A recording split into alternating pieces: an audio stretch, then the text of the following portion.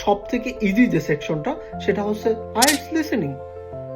IELTS লিসেনিংয়ে আপনাকে 30 minute সময় দেওয়া হবে আনসার লেখার জন্য, এবং 10 মিনিট সময় দেওয়া হবে আপনার কোশ্চেনের উপরে যে আনসারগুলো লিখবেন আপনি এক্সাম টাইমে সেটাকে ট্রান্সফার করার জন্য। তো আইএলটিএস লিসেনিংয়ের নর্মালি হচ্ছে 4টা সেকশন হয়ে থাকে।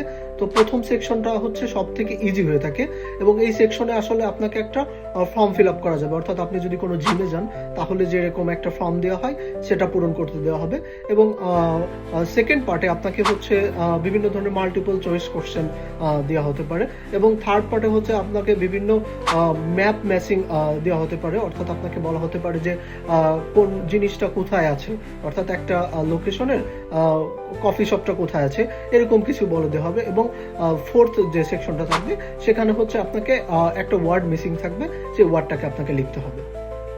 If you like my videos, please like, share and subscribe my channel. Thank you.